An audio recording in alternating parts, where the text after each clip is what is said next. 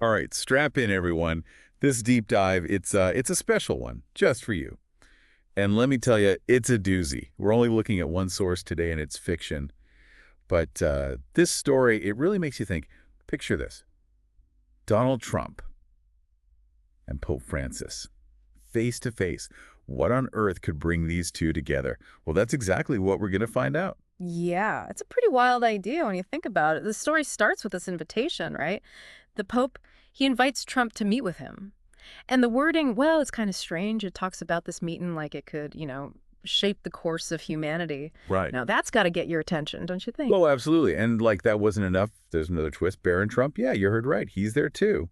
Now, a big shot in the tech world, and even he's like, whoa, what's going on here? Yeah. Meanwhile, the Pope's back at the Vatican, praying for some guidance. You can just feel how heavy this whole thing is going to be. It really goes deeper than just a meeting, right? Like you have Trump, who's always, well, shooting from the hip. And then you have Barron. Usually he's the quiet one, but now he's the one saying, hey, maybe we should think about this. It's almost like the author's, messing with us a little, turning things upside down. Right. And then we get to the Vatican. Air Force One lands, and everyone's on edge. You can just feel it. Trump keeps asking Barron, why now? Almost like he knows something big's about to happen. The Pope, he greets him, real warm and friendly. But then he starts talking about the world being on the edge, like on the brink of something. Talk about setting the mood. Yeah, there's this feeling that something's got to give, like the whole world's waiting to see what happens next. And what's really interesting is how this story, it kind of taps into that anxiety we all have, Yeah. about the future. It's asking us, can anyone, even guys like Trump and the Pope, can they actually change things? And as they start talking, you see that clash, right? Like their whole way of seeing the world. Trump, he's all about politics and the economy. And the Pope, he's talking about faith and love and helping others. There's even this part where the Pope asked Trump, when was the last time you really listened to people who are suffering? Man, that's got to sting a little. Yeah, it's powerful stuff. It shows how far apart people in power can be from, the everyday person. But for Trump, it's like a moment to look inward. And Barron, he's always watching. He says they're not just debating ideas, they're showing their weak spots and Yeah. stuff they regret. Then you have Trump sitting alone, thinking about everything. It's more than just the Pope's words. Even Barron can see that. Trump, he admits that being a leader, it changes you. It makes you question who you are. And that's coming from a guy who always seems so sure of himself. It's like the story, it takes Trump and makes him human, peels back all that tough guy stuff and shows us a guy, maybe he's having second thoughts. And Barron, he's the one who reminds Trump about who he used to be, the guy who wanted to make things better. So Trump, he asks to see the Pope again. Just the two of them this time. It's not about disagreeing anymore. It's about, well, redemption. The Pope, he says, redemption is about owning up to the good and bad you've done and then choosing a better way. And Trump, he's honest. He says he's made choices that hurt people. Yeah. And he doesn't know if he can fix things. It's a big moment, Right. right? Because here's Trump, a guy who built everything on being strong, and he's admitting he's messed up. And the Pope says, admitting it, that's the first step.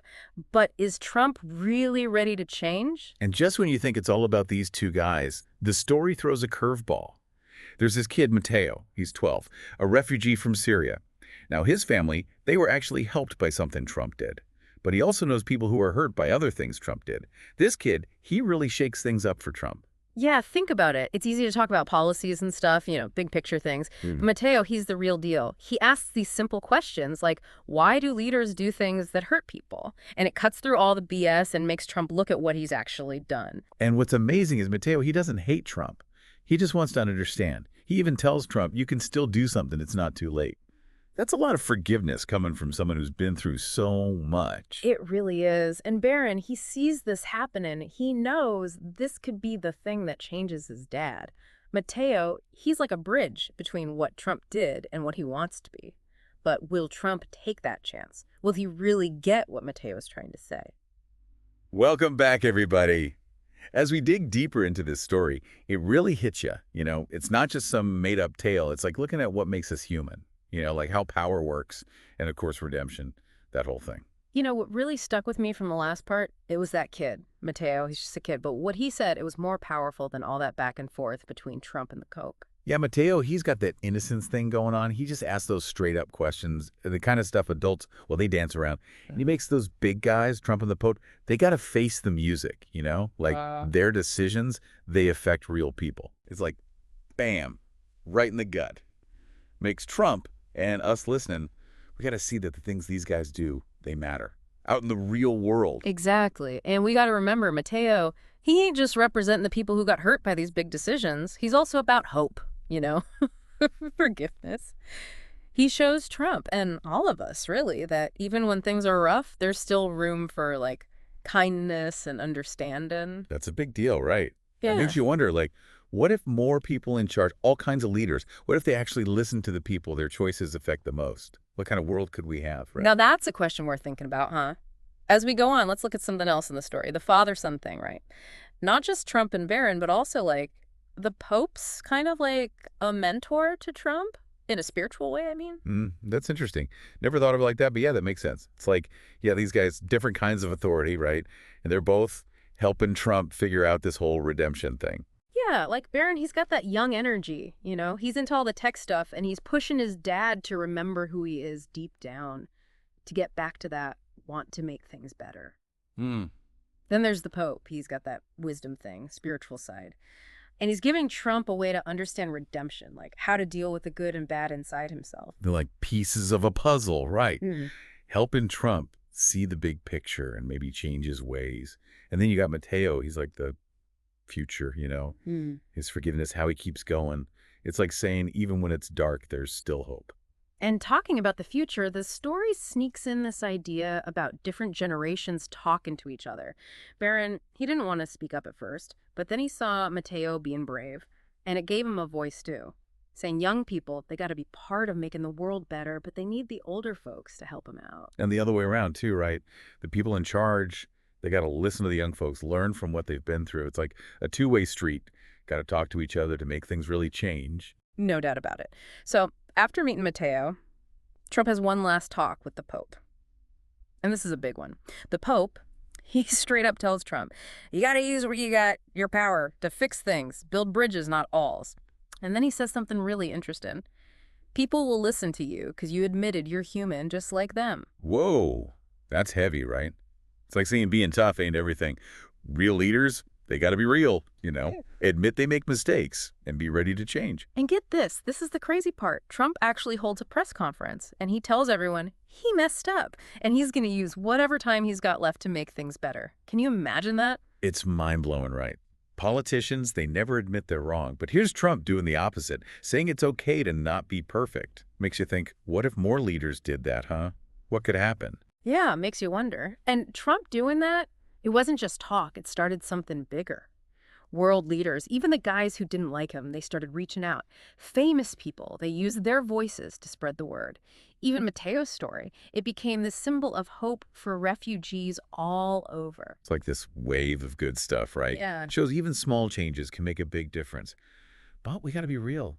Not everyone was happy about it. Yeah, some people said Trump was faking it, said he was too late to change, but the story, it doesn't ignore that. It shows that when someone like Trump changes, it ain't going to be easy for everyone to accept it. And Trump, he doesn't just brush it off. He says, yeah, he should have done things different. But now he's serious about fixing things, making a better future. That's important, right? Saying even when it's tough, you gotta keep trying to change. And it's a big lesson about redemption, too. It ain't about forgetting the past. It's about learning from it and doing better.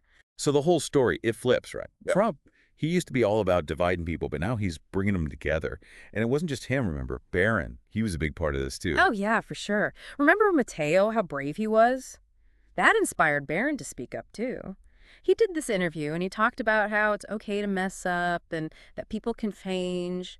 And he talked about his dad and how what matters is he's trying to make things right. Now, coming from Barron, that's got to make people listen, don't you think? Totally. He's like the voice of young people. Yeah. They're tired of the same old stuff. They want leaders they can believe in, leaders who are real and who care. Yeah, it's powerful stuff. It's saying real leaders, they ain't got to be perfect. Yeah. It's about owning up to your mistakes and learning from them. And it shows how important it is for different generations to talk to each other, bridge the gap between the old and the new. And all that talking, it led to some amazing things. People who used to be enemies, they started working together. Celebrities, they got involved. A whole global movement started up. People wanting to change things. But it all started with one guy having the guts to face his past and try something different. Right on. And that brings us back to the heart of this whole story, redemption. It ain't just about Trump changing, it's about all of us, Like, even when the world's messed up, we can still find common ground and make it better together. That's a message we all need right now, don't you think? But I'm curious, what's standing out to you about this part of the story? What parts are really getting you thinking? We'll be back soon for the last part of this wild ride. But for now, sit with these ideas, okay? Think about redemption and how you can be part of making the world a better place. Welcome back, folks. It's amazing how this one little story has gotten us thinking so much about, well, redemption, what it means to be a good leader, and how we can all connect with each other, even when it seems impossible. It's crazy how the story takes us from this one guy changing to like the whole world changing with him. It's not just about Trump seeing the light, it's about how that spreads and gets everyone working together for something better. Yeah, last time we talked about how when Trump came clean, admitted he messed up, it kind of set off this domino effect. World leaders who hated his guts were suddenly calling him up. Famous people were spreading the message.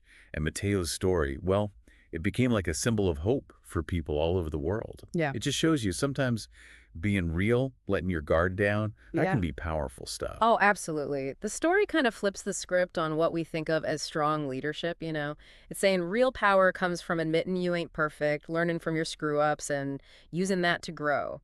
Leading with humility, caring about others, not just being a bossy jerk. And remember, this whole change didn't happen overnight. Some folks, they didn't buy it. They figured Trump was just putting on a show. But the story, it doesn't pretend everything's sunshine and roses. Real change. It's messy, and not everyone's going to jump on board right away. Exactly. It's like a reminder, redemption. It's a marathon, not a sprint. Yeah. It's about trying to be better every day, fixing the things you messed up, and using all that, the good and the bad, to make the world a little less crappy. And it's more than just talk, right? The story shows him actually doing stuff. Like, remember the Trump Barron Foundation for Global Unity? They put their money where their mouth is, focusing on the things that mattered in the story. Helping refugees, fighting poverty, protecting the planet. They took that change and made it real, something that could actually make a difference. And the fact that it's a father-son thing, that adds another layer, right? Like the older generation and the younger generation, they got to work together, combine experience with new ideas. Shows we can get a lot more done when everyone pitches in, no matter how old they are. And it all goes back to Matteo, right? His questions, so simple but so deep, they were what got this whole ball rolling. He's like a symbol of listening to the people who get ignored, seeing them as human beings, and taking their ideas seriously. His story tells us that anyone can make a difference, no matter who they are. Mateo, he's got guts, man. He went through so much, but he never gave up, hoping things could change. It's a good reminder that even in the worst times, there's always a chance for things to get better, and that hope can come from anywhere. And the story doesn't stop there. Trump and Barron, they get invited to this big global summit in Rome. Like every country's there, everyone wants to fix the world's problems. That summit, it's like the peak of their journey, right? Everyone sees how much they've changed things, and it's powerful seeing Trump, not as the president or whatever, but as a guy who messed up and is trying to do right. He says something like, real strength, it ain't about power or thinking you're better than everyone else. It's about listening, learning, and helping others. That's what this whole change was about for him, wouldn't you say? For sure. It's like a whole new way of thinking about what it means to be strong. And then Barron, he gets up there too, shares his side of things. He talks about learning to care about people and how it's okay to admit when you're wrong so you can learn and do better. Together, they're showing everyone a new way to lead. One that's about being humble, understanding others, and wanting to serve people, not just boss them around. And people, they're eating it up. It gives them hope that things can actually change for the better. And the story ends on this quiet, hopeful note. Trump and Barron, they're standing on the balcony of their foundation building, looking out at all these people who came to celebrate the work they're doing. It feels peaceful, like they finally made it. They faced their demons, they changed, and they made the world a better place. Yeah, it leaves you feeling like anything's possible. Redemption, for one person or for everyone, it's something we can actually reach for. And it makes us think, what can we do, even if it's something small, to show kindness, courage, or just try to understand each other better? That's the question we'll leave you with today. This deep dive, just for you, took us on a wild ride. We talked about redemption, how important it is to be real with yourself and others, and how change can happen even for people and for the whole world. We saw how even little acts of kindness can spread and make a real difference. So, as we wrap this up, keep searching, keep asking questions, and don't stop believing that things can change. Thanks for hanging out with us on the deep dive. Until next time, keep those brains working.